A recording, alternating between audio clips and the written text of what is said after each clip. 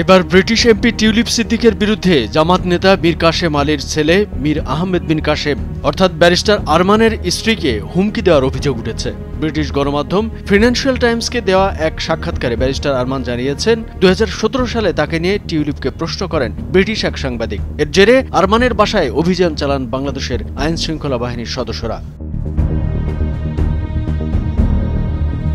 গণমাধ্যমটিকে barrister Arman বলেন, channel 4 নিউজের এক সাংবাদিক টিউলিপকে প্রশ্ন করার ফুটেজটি সম্প্রচারের কয়েক ঘন্টার মধ্যেই আইনশৃঙ্খলা বাহিনীর সদস্যরা আরমানের স্ত্রীকে মুখ বন্ধ রাখার হুমকি দিয়েছেন। তারা বলেছেন, গণমাধ্যমে যেন এ বিষয়ে কোনো আলাপ না ওঠে। টিউলিপকে এভাবে প্রশ্নের মুখোমুখি করার বিষয়কে ভালোভাবে নেয়নি শেখ পরিবার। আরমান বলেন, এ কারণেই তারা প্রশাসন দিয়ে আমার পরিবারকে নতজানু করার চেষ্টা করেছে। ফিনান্সিয়াল টাইমস বলছে 2016 থেকে 2024 সাল পর্যন্ত হাসিনার গোপন কারাগারে বন্দী ছিলেন মীর আহমেদ বিন কাশেম। বিনা বিচারে দীর্ঘ 8 বছর তাকে ওই গোপন বন্দিশালায় আটকে রাখা হয়। হাসিনার পতনের পর গত 6 আগস্ট সেই অন্ধকার কারাগার থেকে মুক্তি পান তিনি।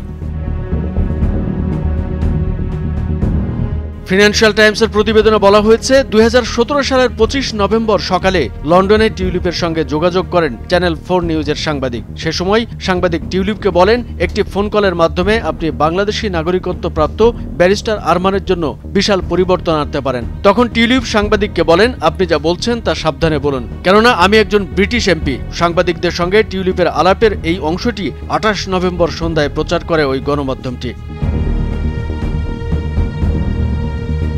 ব্যারিস্টার আরমানের অভিযোগ হচ্ছে, ওই ফুটেজটি প্রচারের কয়েক ঘন্টা আগেই তার বাড়িতে অভিযান চালান র্যাপিড অ্যাকশন ব্যাটালিয়ন এবং নিরাপত্তা বাহিনীর সদস্যরা।